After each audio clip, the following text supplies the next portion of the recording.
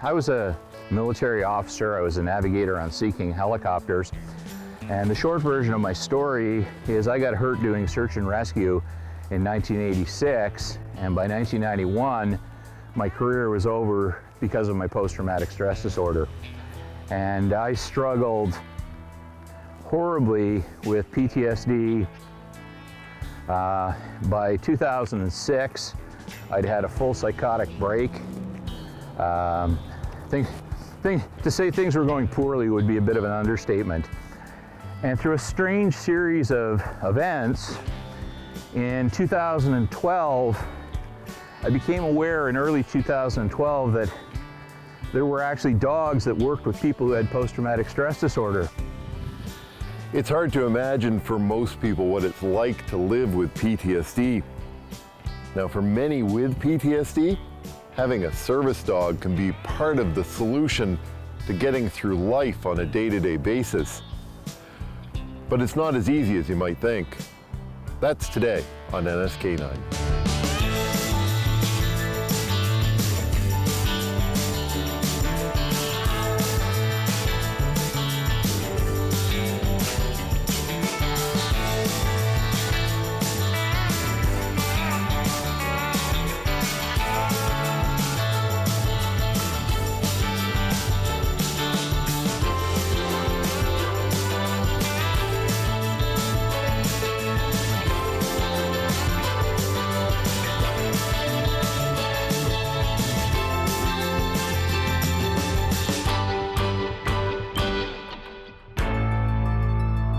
A huge portion of what a PTSD service dog does is based on scent work. Mm-hmm.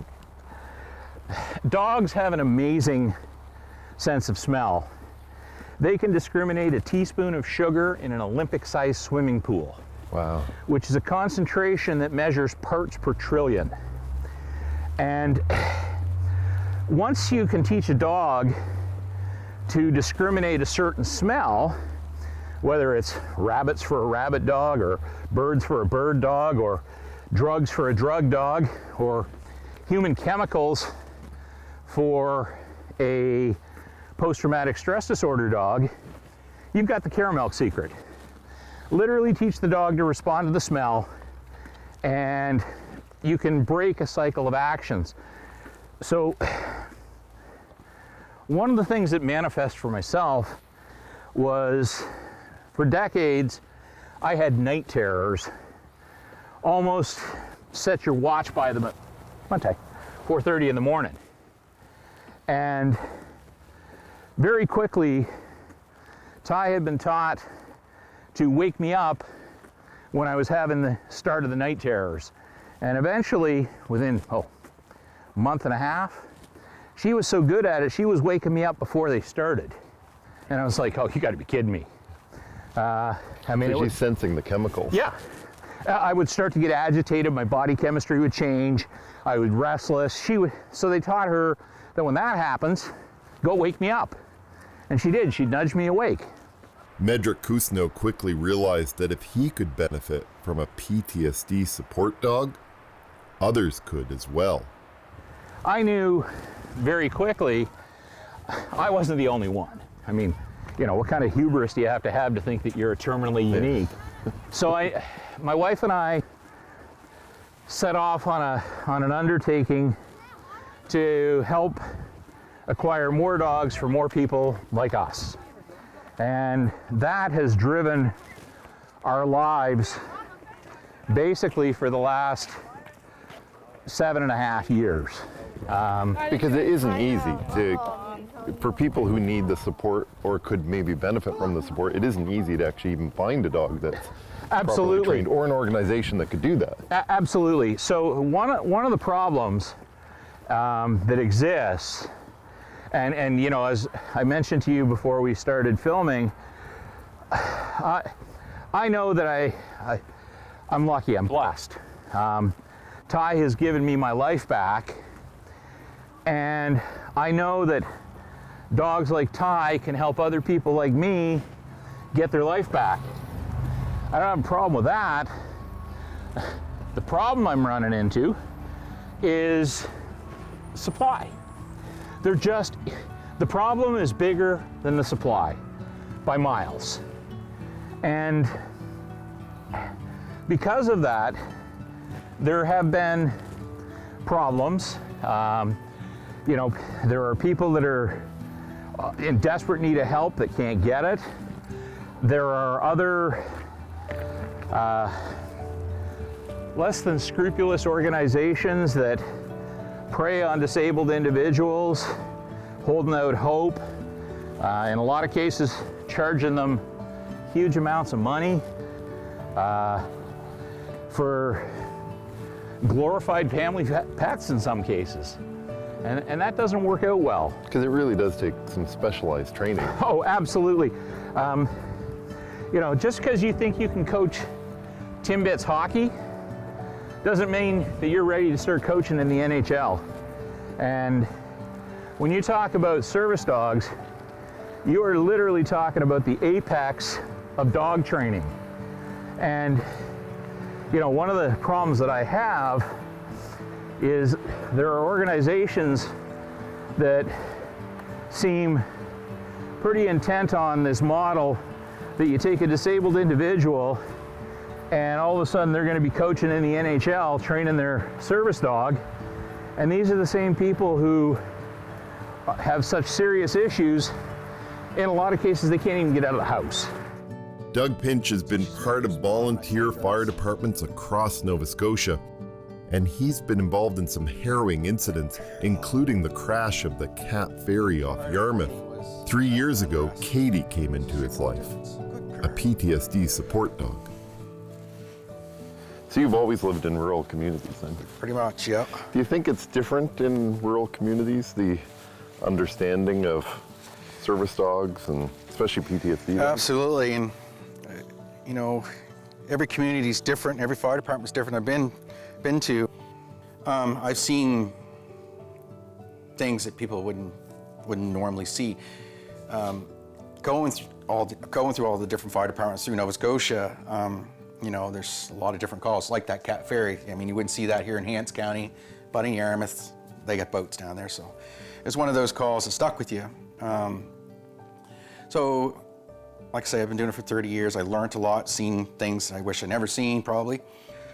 So Katie has a way of sensing when you're stressed or upset, and when she does, like you see right now, she can say, I'm a little nervous, she's right there. She always stays with me, she sleeps at night. She takes that anxiety away.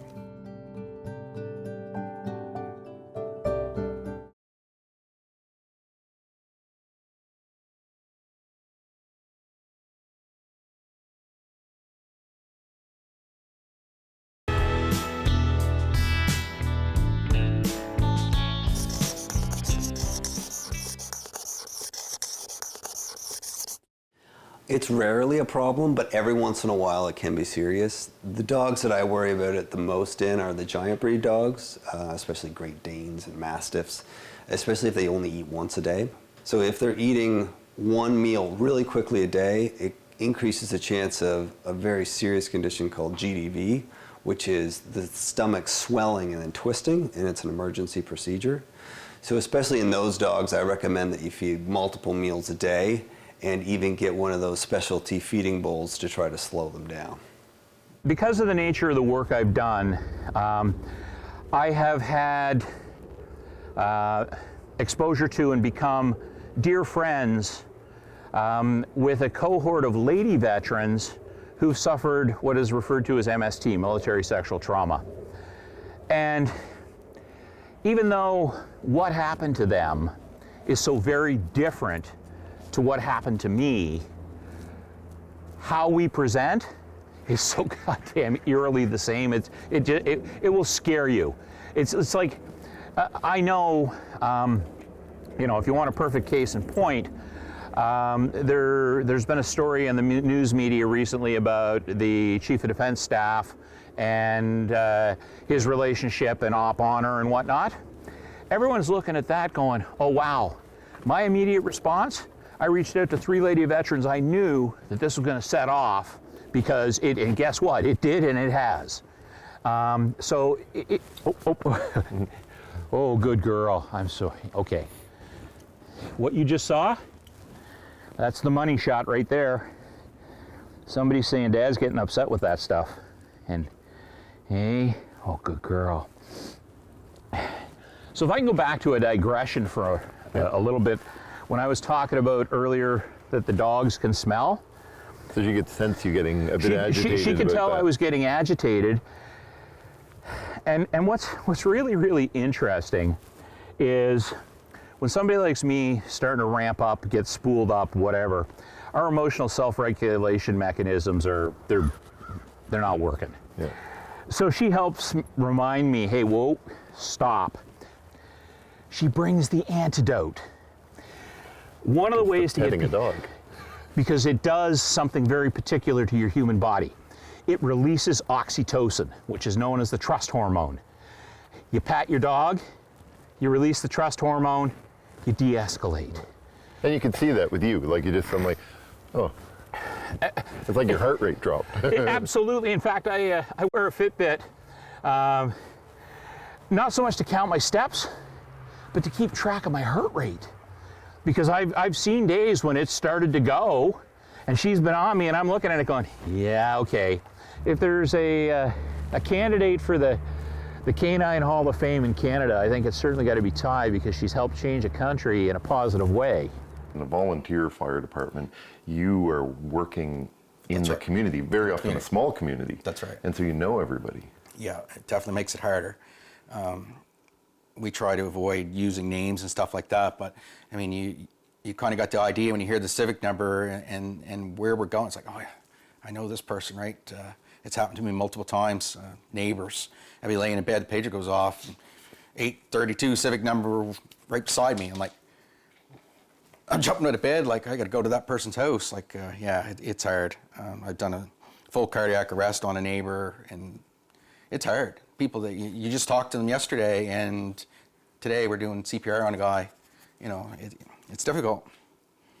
A service dog has a prescription, a certified service dog. So there's certain things, and every case is different. So my PTSD could be different than my friend's PTSD. Mine is complex PTSD. It was based on childhood trauma, and it just grew through the years through the fire service and things I had seen. So she has to meet that prescription that my psychiatrist had given. So like night tremors, she needs to know to wake me up if I start dreaming, have bad dreams. I may need her to turn a light on for me at night because I can't get to the light switch. Despite the obvious benefits of PTSD support dogs, it's not as easy as it might seem, and certainly they are not a first line of defense for people who live with post-traumatic stress disorder. There's a patchwork of rules across the country, training is limited, and the availability of dogs is even more limited. And what difference has Katie made? A lot. It's been a struggle getting the training that she needs, but again, she's like my best friend. She's here all the time. Say if I'm having a bad day, she takes her nose and she's making me, change my thinking to more positive thinking instead of negative thinking, and makes the day go along a lot nicer. I mean, there's times I go in my room and I'd be alone, but with her, she comes with me. It's she's down there trying to get me to play ball or whatever. So, it's great. I don't know what I'd do without her now. There are no public access, universal public access standards across Canada. So every jurisdiction is different. And, what's required to have a service dog, there's no standardization. There's no standardization of the training,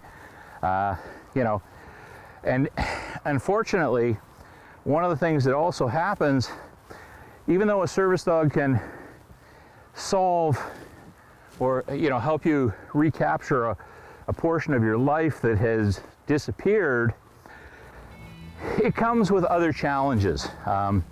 You become the focus of attention because you're the only person with a dog in wherever. Andrew, this is for something that seems so inherently simple. Because the solution does seem simple. It is, when you think about it.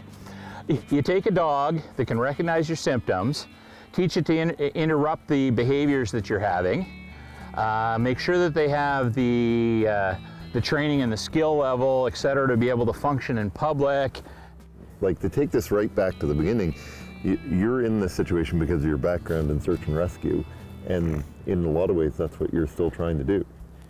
Trying to save people. I mean, you know, nobody, I tell people that when I do public speaking engagements, I woke up on the morning of the 6th of October, 1986, and I had the world by the ass.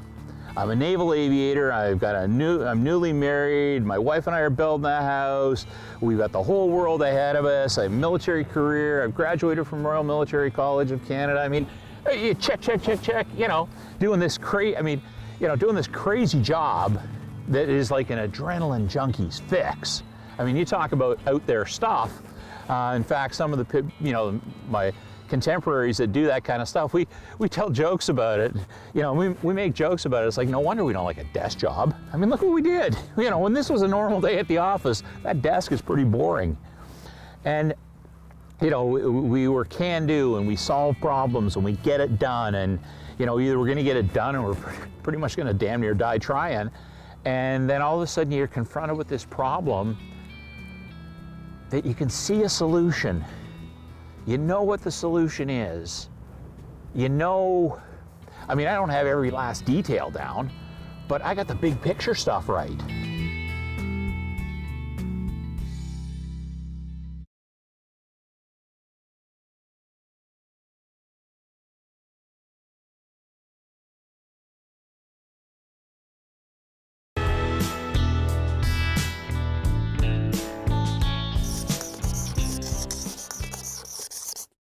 Yes and no. In general, a dog's ears really only need to be cleaned as needed, and that may be dependent on the pet's activities, such as if he's a frequent swimmer, they tend to get dirty, or they're prone to certain underlying health conditions, such as infection.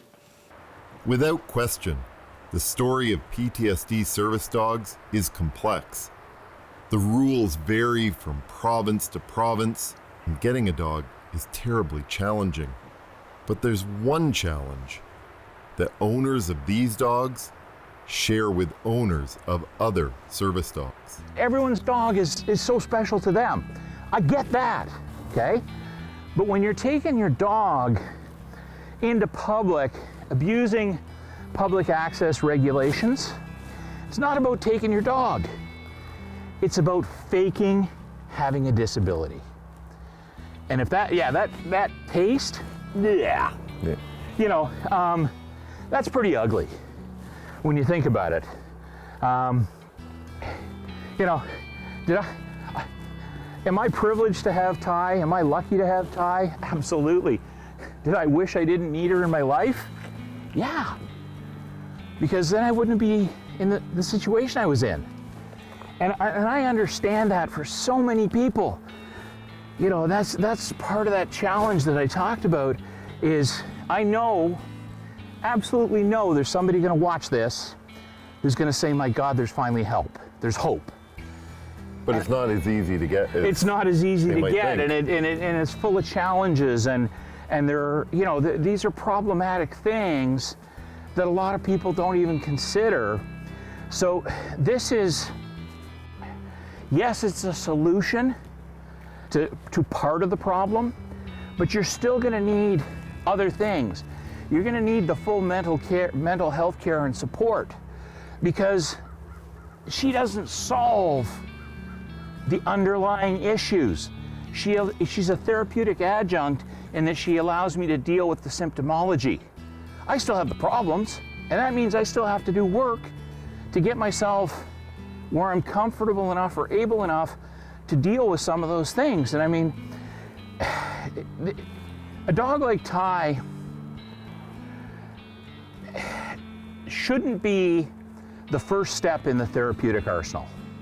There's a lot of things to try before you get to this, because by the time you get to this, you should have exhausted some other possibilities, because by the time you're here, your life has been pretty unmanageable.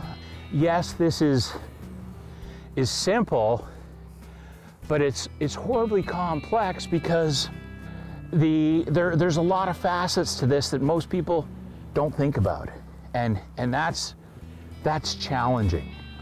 For me, on a personal level, I've had to scale way back on what I was doing, partially because my mental health care team came to me and said, you know, secondary trauma, aka compassion fatigue, the symptomology of that versus the symptomology of PTSD, very, very similar. And in this case, I don't care if it's a potato, a tomato, or tomato, you got it, and we need to deal with it. And I had to back away because of the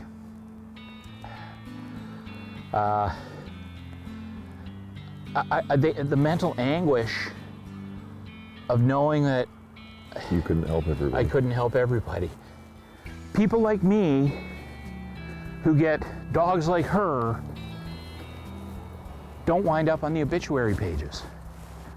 Inside my left wrist is tattooed Invictus, and the second eye is a semicolon. If you're familiar with Project Semicolon? Yep. Okay. It's inside my left wrist because I'm right-handed. That's very powerful. Okay? That was my reality. Okay? So when I told you earlier that I was struggling about being able to hold out hope for people that a dog like this can help them, I struggle horribly with the fact that I don't know how we're going to get them.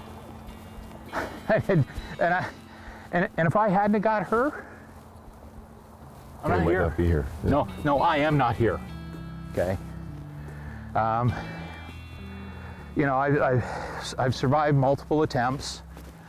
I don't know why. You know, my consigliere, he says it's so that I can be a beacon of hope for some other people, and But you are making a difference now. I appreciate that. Part of me, I struggle horribly with the fact that there's just so many people who could use the kind of help, and I just don't know how to get it, how to solve it. Visit us online to tell us your dog stories for possible inclusion in future episodes. And don't forget to share photos of your canine friends on social media with the hashtag NSK9. Are there other people who are gonna hopefully pick up the torch and run? I sure hope so, because, you know, it's been a long run. It's been tiring. It's been draining, you know, a lot of things. And like I say, my mental health care team finally just put the thumb on me and said, you gotta stop. It's not helping you. So, you know, Andrew, I hope if there's somebody out here who's, you know, dog lovers, who are not struggling with mental health issues and PTSD, but want to pick up the torch and become the champion for this, trust me, I will gladly hand it off and point you in the right direction. You know, her and I got some retirement time to spend together. And you've earned it. I think so. I think so.